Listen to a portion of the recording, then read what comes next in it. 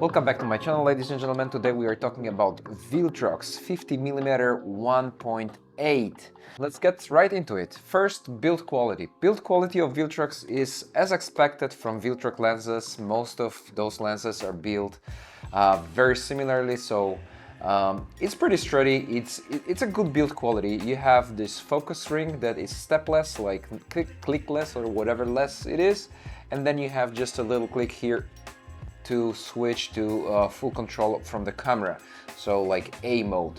Well, great feature of that stepless focus of this aperture ring, stepless aperture ring, is it's great for videographers because it doesn't have those, like jumps. It doesn't communicate through this digital interface that, oh, we jumped from 1.8 to 2.8, ting, ting, ting, ting. It's basically smooth, so it's a great addition for videographers, and I'm happy to see that because this is a definite upgrade from this plastic fantastic basic Sony 50mm 1.8 lens that doesn't even have aperture ring. Okay, when it comes to smoothness of operation, everything works great. As I said, build quality is really nice.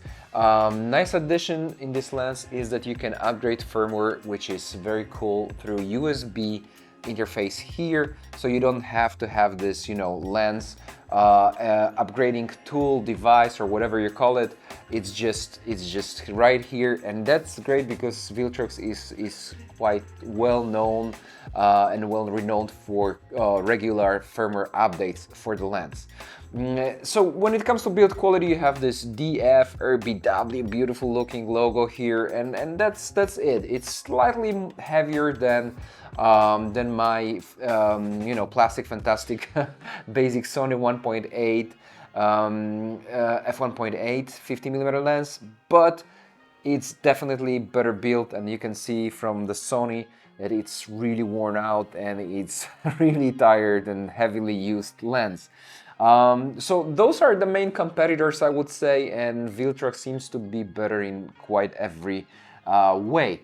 I'm filming recording this episode with 50mm Samyang 1.4 lens, and that lens is also very good, but that's another story because it's a way bigger lens and it's 1.4, so it's a totally different area of lenses. However, having said that, in comparison between 50mm from Sony and 50mm from Viltrox, build quality and general quality and look of this lens is way better. Great price tag, so basically a no-brainer. But let's move to more important part of that review, which is image quality, the most important thing.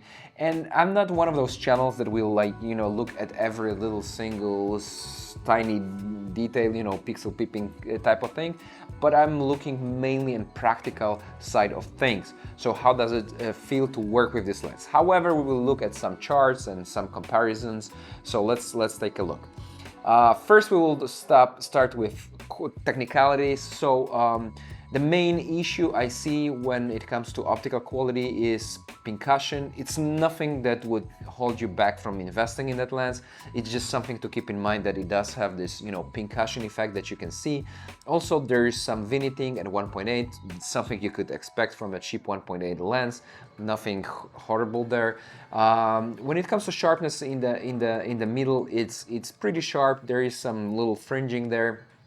Not fringing, more, yeah, fringing, a little bit of fringing and a little bit of ghosting in the corners that disappear or improves at least at 2.8 at full frame. It looks better at APS-C, obviously, but that's what you would expect. So basically, optically, this is something you could expect from that lens, and it performs better than Sony. When it comes to autofocus, it's pretty accurate and pretty quiet, and as you can see from the recordings right now, it can track my eye without any problems combined with Sony A7 Mark IV that I'm filming this episode right now with. But it works pretty much the same with my Sony A7 Mark III. So it's basically, it looks great with Sony A7 Mark III, It's a nice duo, nice combo. But coming back to autofocus, the only issue with autofocus is that it's a little bit slow and it can be a little bit, you know, it can have this little bit of pump, as I call it, like it searches a little bit. It doesn't make a sound, it's very quiet, but it searches sometimes for the subject a little bit, but nothing major. Again, this is something that is normal for standard 50mm lenses, and Sony again performs worse. Maybe it's slightly faster, but definitely when it comes to accuracy and this, you know, like pump effect that you know what I'm talking about, right? This searching for the right subject definitely performs worse than Viltrox. So again, Viltrox would be a better investment when it comes to this field.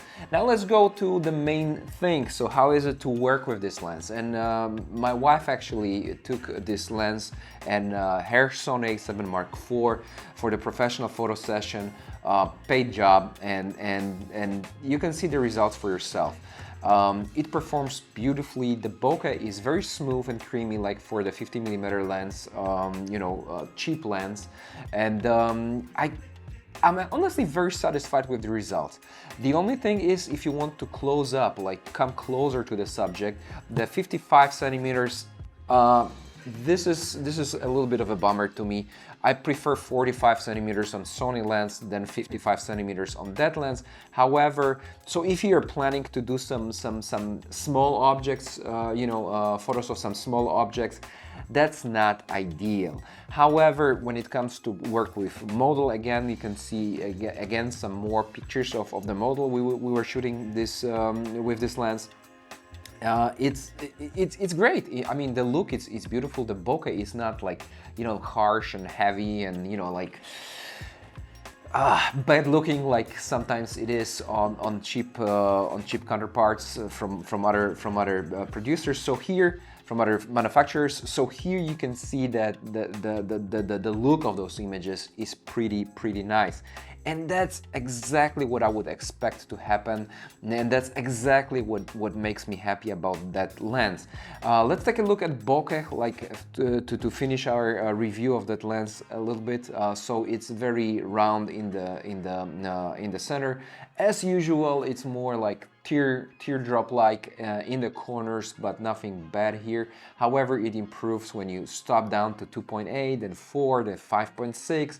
It's getting more and more round because it does have 9 aperture blades. So, to sum up, definitely I would call it a better pick than Sony 50mm 1.8 and this stepless focus ring. Sorry, f-stop ring that can be a beautiful addition to videographers' work, and you know, like great build quality, nice sharpness.